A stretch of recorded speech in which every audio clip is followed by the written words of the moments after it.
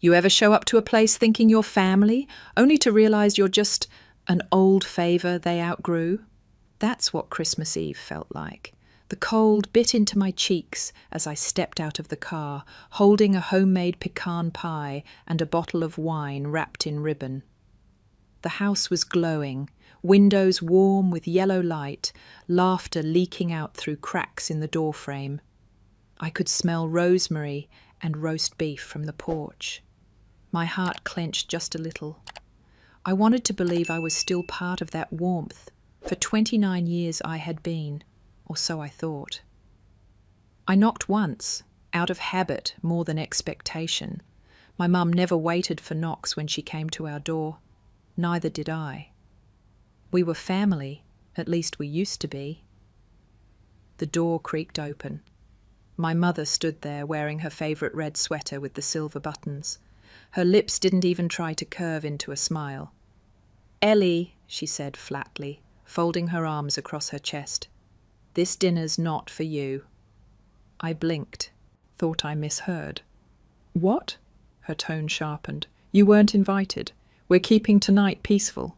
Behind her, the golden glow danced on garlands and candles. My cousin Haley laughed at something my dad said. He was carving the ham, already passing plates. There were clinks of wine glasses, flashes of cameras. It looked like a Hallmark movie, but not for me. "Go ruin someone else's holiday," Mom said, voice like steel. I looked down at the pie, still warm. My fingers had left faint indents in the foil from the drive over. I'd baked it that morning from scratch. She knew pecan was her favourite. I brought wine too, not the cheap kind. I remembered her favourite vineyard. I nodded once, just once. My throat burned, but I didn't let it show. Got it. Then I turned, and I walked back into the cold. Most revenge stories start with rage, screaming, public fights, viral videos, but not this one. Mine started in silence, with the crunch of snow under my boots and the sound of a door quietly clicking shut behind me.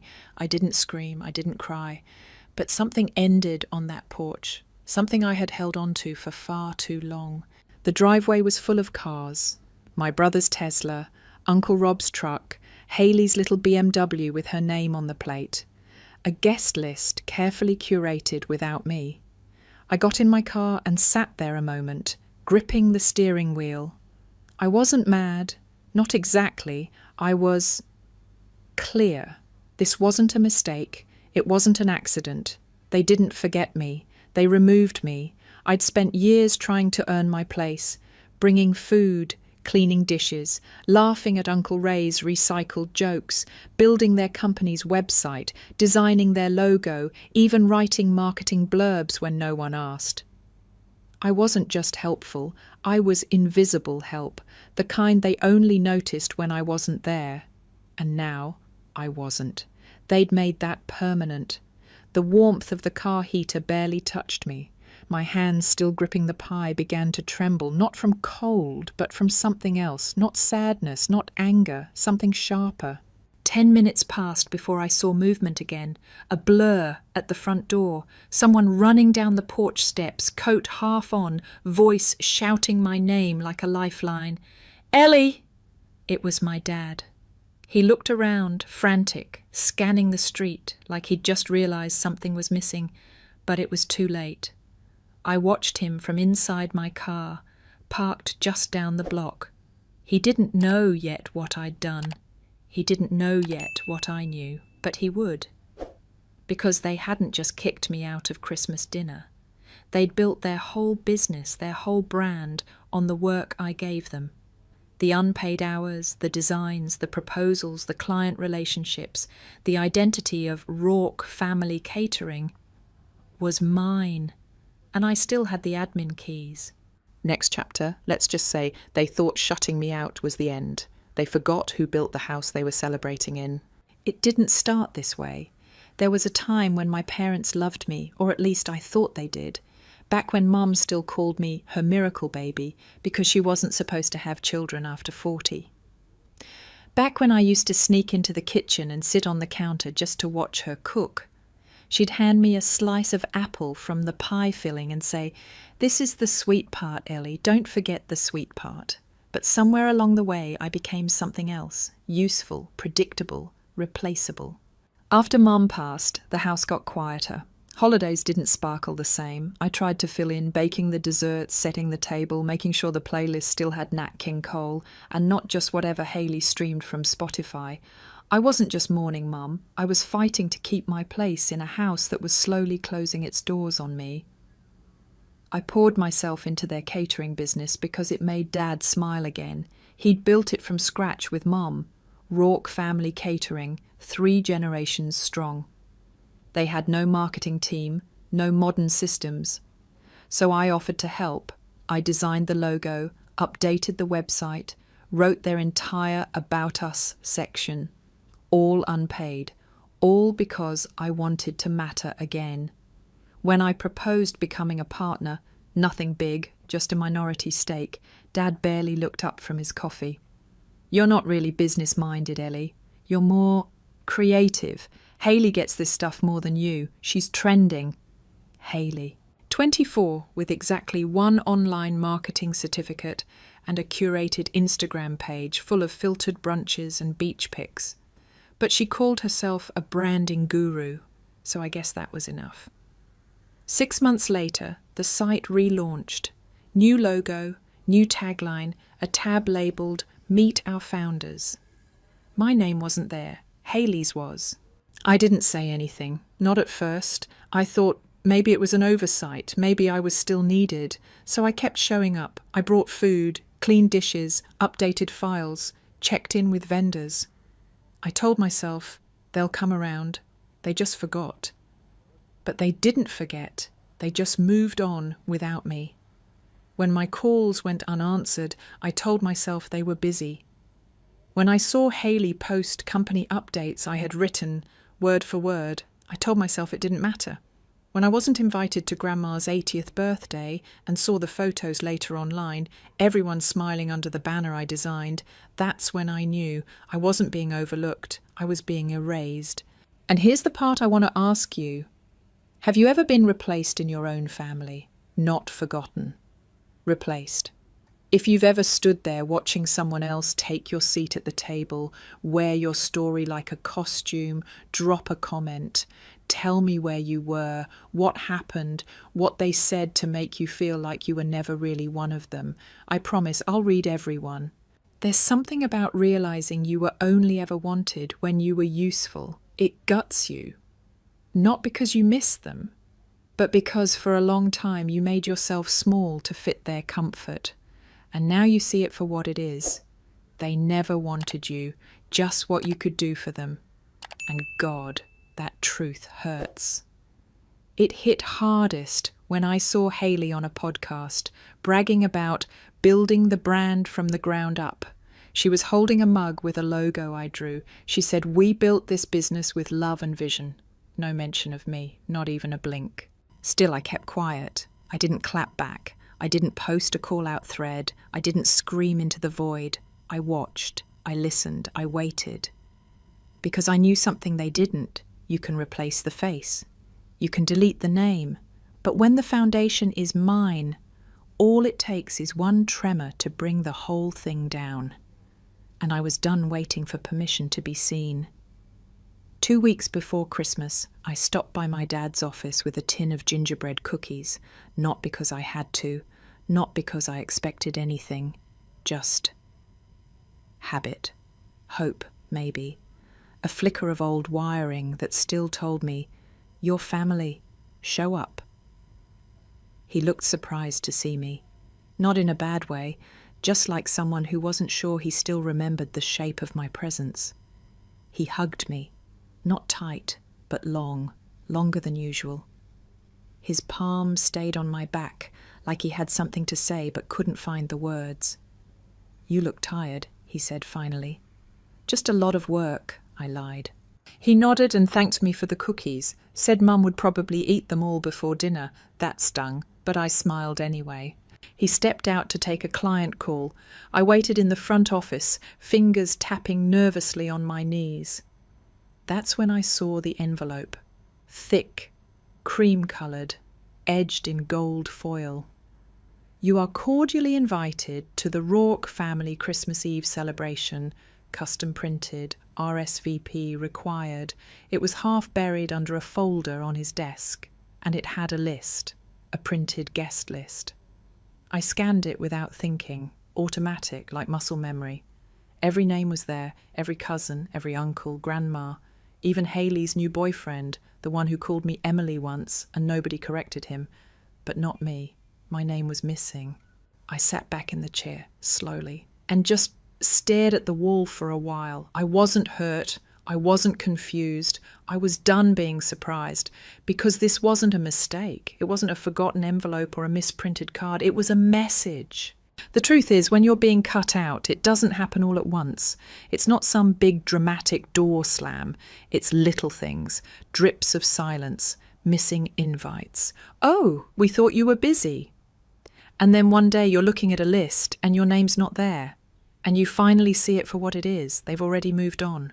I think the worst part was realising how long I'd been trying to earn something they'd already decided I didn't deserve. All those late nights helping with vendor emails, unpaid design hours, driving halfway across the state to deliver samples to clients for events I wasn't even invited to. All of it meant nothing. Because the moment Haley showed up with ring lights and Canva templates, they had their shiny replacement. I was too serious, too soft-spoken, too me, and that wasn't good enough anymore. After I left the office, I walked past the bakery 2 blocks down. They were putting out peppermint cupcakes in the display window. A little girl pressed her hands to the glass and pointed to one shaped like a snowman. I stood there for a second, just watching. Not sad, not angry, just empty. That was the moment I knew. I wasn't just not invited to Christmas. I'd been disinvited from my own family. Later that night, I sat on my apartment floor, piecing things together in my head. The silence, the slow fade, the business rebrand, the way my name had been quietly removed from everything I built. Even Grandma stopped calling. I thought maybe I'd done something wrong, that I was too distant, too blunt, too wrapped up in my work. But no, I was just too hard to control. Haley made them look good on social media. I made them feel guilty, like a mirror they didn't want to face, so they broke the mirror. The next day, I opened my laptop, not to cry, not to write a rant, but to confirm what I'd already suspected. I still had back-end access to the company website, the one I built, the one they still use to book clients, collect payments, post photos. They never even changed the password.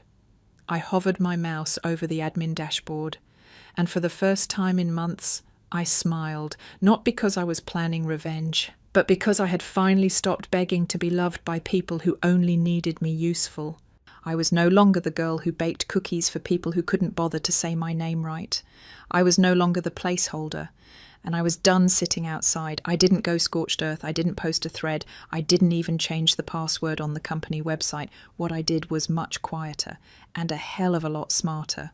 The night I found out I was officially erased, I opened my laptop and logged into the admin panel of Rourke Family Catering. They still hadn't locked me out. Dashboard, bookings, payment gateway, media uploads, client contacts, all still live, all still built on my architecture. I spent years developing the back end. I had every invoice, every proposal, every client email sent through my templates. The branding, mine. The logo, I drew it. The color palette, I coded it into the style sheet myself, line by line.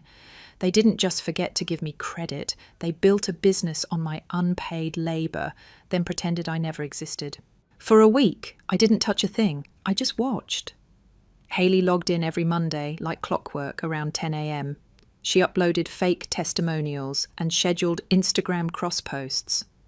Dad only ever logged in when he had a big client pitch, usually Thursdays between 9 and 11 p.m. Mum never touched the site. She just posed in the pictures like she'd planned every event. It was almost impressive how confidently they were using everything I made, as if their names had always been on it. I started pulling files, all the original PSDs, the brand board, copy drafts, version 1 invoices with my name still attached. They had deleted me from the current version, sure, but they forgot something. The internet remembers. So do I. Then came the kicker. One of their biggest contracts, a $115,000 wedding at a luxury hotel in the spring, had been sealed using my original proposal. Word for word, design to design. I checked the client email thread. The proposal had been attached via a download link with my metadata still embedded, my legal name in the document properties, my file naming system. It was legally mine. They were profiting off work they had no right to use. I didn't scream. I opened a new doc, and I wrote a cease and desist letter, professional, polite, airtight, attached screenshots, metadata, contract clauses, copyright law references. Then I sent it BCC'd to 3 places: the wedding hotel's legal team, the retirement community that booked them for monthly catering, a corporate event agency that gave them repeat business. Within 48 hours, 2 of the clients pulled out completely. The third sent a legal inquiry requesting proof of authorization. I didn't need to yell. I just let the truth walk in wearing a suit. But the best part, I also sent the letter to a 4th address, Rourke and Blake, LLP, my father's law firm. He co-founded it 20 years ago. He'd always said, "The truth doesn't panic when you turn on the lights." Well, I had turned on the lights, and the truth, it had his daughter's signature all over it. For a moment I thought maybe I'd feel guilty, that I'd hesitate, that I'd see this as revenge, but it wasn't revenge, it was reclamation. I wasn't burning the house down, I was taking my name off the deed. The day after I sent those letters, I got a voicemail from Hayley, breathy, frantic. "Ellie, hey, there's something weird going on with the hotel account. They're saying we can't use your... Look, can we just talk? I think there's been a misunderstanding. Please don't make this into a thing." A thing? Sweetheart, you made it a thing when you printed business cards with my work and signed them with your name. I didn't call back. I didn't need to. Because the message had landed. The silence they fed me for years. The ghosting, the demotions, the erasure. It was all being documented now, loudly, legally, publicly. You see, I had tried kindness. I had tried being the good daughter, the good niece, the one who gave and never asked. But they didn't want kindness, they wanted compliance. And when they couldn't get that, they made me disappear. Well, I was done disappearing. Let them wonder, let them panic. Christmas was coming, and this year, I wasn't coming to dinner. I was coming for the truth. Christmas Eve came, like it always did, soft, cold, and pretending to be gentle. I didn't wear red, I didn't curl my hair or do the whole "maybe they'll welcome me back" routine. That version of me? She'd been left out in the snow too many times. I wore black, black jeans, black coat, black boots, no makeup, just sharpness and silence. At 6:02 p.m. sharp, I pulled up and parked 3 houses down, right on time, right when I knew dinner would be starting. I didn't come with pie this time, or wine, or any hope in my chest. I came to watch the fallout. The house looked perfect, lights strung like movie magic, wreath on the door, the windows glowing with warmth and laughter. Inside, my mother floated between chairs with a tray of deviled eggs. Hayley sat like royalty at the centre of the table. Dad was pouring wine. For a moment, just one tiny moment, I felt the familiar ache. That stupid instinct. Maybe they'll see me. Maybe they'll call me in. They didn't. I walked up the porch, knocked once. The door opened faster than I expected. Mum stood there, same sweater as last year, same icy expression. She didn't even flinch, just folded her arms. "You weren't invited. I made that clear." I tilted my head. "Just came to say, Merry Christmas," she sneered. "Go ruin someone else's holiday." There was a pause. Just long enough for her to register that I wasn't holding anything. No gifts, no apologies, no excuses. Then I smiled, got it. And I turned away, calm, controlled. She didn't know what had already happened. 10 minutes later, I sat at the end of the block, heat on low, fingers on the steering wheel. That's when the front door slammed open again. My father came stumbling out, half his coat on, scarf dragging, phone still lit in his hand. "Ellie!" He yelled it like someone had stolen something, like he was waking up from a coma. I didn't get out, I just watched. He turned in circles in the driveway, eyes wide, searching, not for the daughter he'd pushed away, but for the person who just delivered the truth. The email had landed. The cease and desist letters, the contracts, the proposals, the metadata, and more importantly, the fourth file I sent him personally. A scanned copy of his own signature, dated 4 years ago, acknowledging me as the sole author and creator of all web and design assets used to build Rourke Family Catering's digital identity. It had been part of a family filing we did once. Meant nothing to them at the time, but to me it was gold. Legal, documented, time-stamped gold, and now he was reading it from the inbox of the law firm he co-founded. That's the thing about law. You can't unsign your own name. Especially when your daughter just pulled your whole business into question with one sentence. Per my rights as original creator and IP holder, I never granted license for commercial use. He knew what it meant. He knew what it could cost. And he knew exactly who had lied to him. From my car I watched as he turned back toward the house, shoulders stiff, breathing heavy. The door didn't close as quickly this time, it stayed open, just a crack. Later that night I got a text from an unknown number, just 2 words, "I'm sorry." No name, no context. I didn't reply, because sorry wasn't enough. 3 days later, Carol, my dad's legal assistant for 20 years, called me directly. Said my father had pulled all financial support from the catering business. Said he was personally filing legal claims for intellectual property theft, misrepresentation of internal partnership structure, unauthorized use of protected materials, and yes, fraud. Hayley tried to claim she didn't know. Said she thought I'd approved everything. She cried in front of the board. Dad didn't blink. He just opened a printed Slack exchange where she called me a quiet little doormat and laughed about stealing the nerd's code. Mum wept at the hearing, said I was overreacting, that this was family. Dad's voice was ice. Family doesn't erase people, and they sure as hell don't build businesses on their backs, then lock them out. The judge didn't even need long. Hayley was stripped of all association with the brand. The company had 30 days to shut down operations using my materials, assets frozen, vendor contracts revoked, joint family account dissolved, and the house for sale. I never showed up for any of it. Didn't need to. I had already said everything I needed to, the moment I stood on that porch holding nothing but the truth. That Christmas night, I sat on the couch with my dad. Just us, no tree, no music, just 2 mugs of hot cocoa and the hum of a space heater. He said nothing for a while, then quietly, "You were right, I should have seen it sooner." I looked at him. "You did see it, you just chose not to." He didn't argue. For the first time in a long time, I wasn't hoping for anything, not approval, not forgiveness, not even love. I was just still. There was a time I would have given anything to be back at that table. Now, I had no interest in tables I had to beg to be seated at. Let them choke on their silence. I built my own. Christmas morning arrived cold and quiet.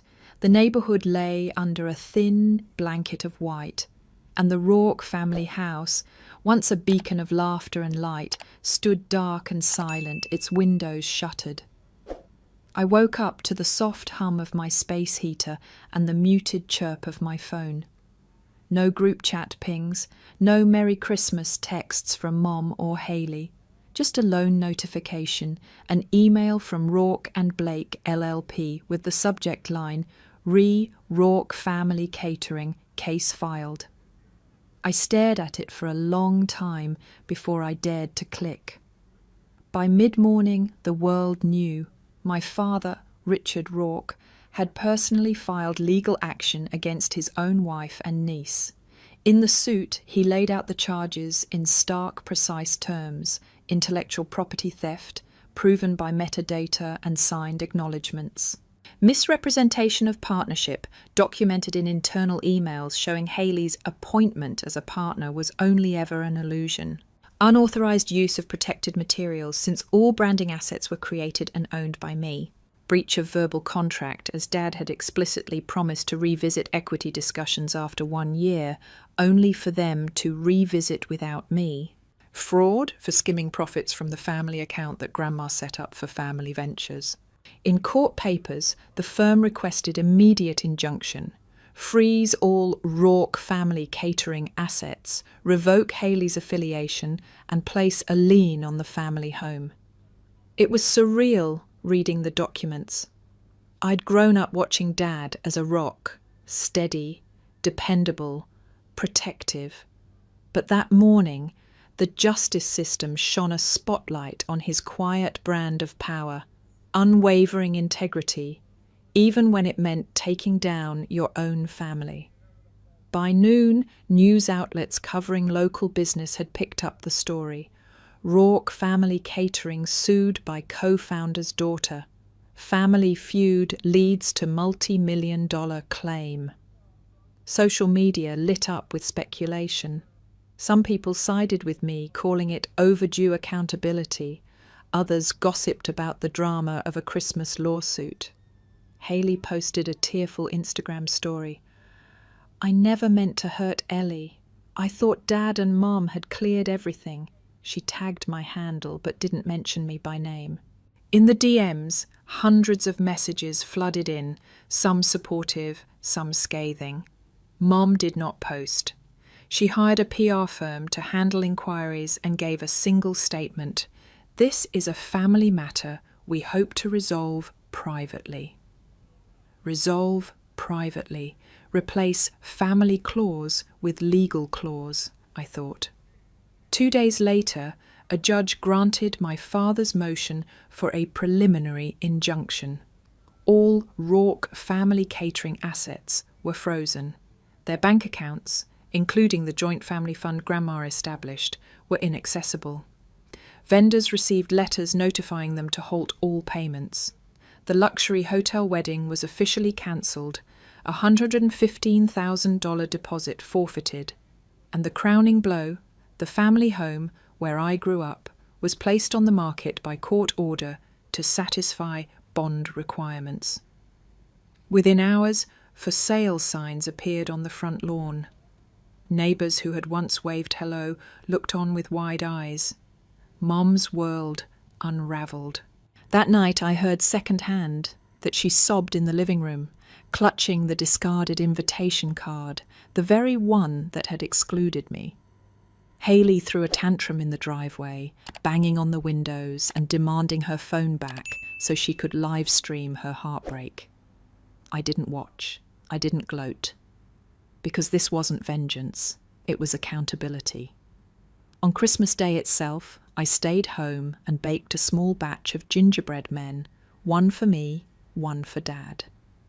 At 7 p.m, he knocked on my door, carrying a thermos of hot chocolate and 2 mugs. He smiled a little awkwardly, as if he wasn't sure I'd open the door. I wore my same black jeans and coat. He'd worn a pressed shirt and slacks. We sat on my couch, no tree, no music, just the soft glow of lamplight. He poured the chocolate into our mugs. Steam curled up between us. "Dad, I'm proud of you. Proud of how you handled it. Me. I couldn't have done it without you seeing the truth." He sighed, looking both relieved and mournful. "Dad, I failed you for years. I thought I was protecting the family legacy. Instead, I let them use you." Me. "It wasn't your fault. They chose to erase me." He nodded, tears glistening. We sipped in silence. No awkward apologies, no declarations of "let's fix the family." Just a simple acknowledgement. The past was broken, and some things could never be the same. A few days later, I launched my own branding consultancy, Ellie Rourke Creative. It was modest, just a 1-page site, my portfolio, a contact form. No fancy marketing, no cut-rate freebies, just honest work, priced fairly. The first client was a small non-profit that needed a new logo. They'd followed my story online and offered a thank you project to help me rebuild. Within a week, I had 3 paying clients. By New Year's, I had enough to rent a studio space.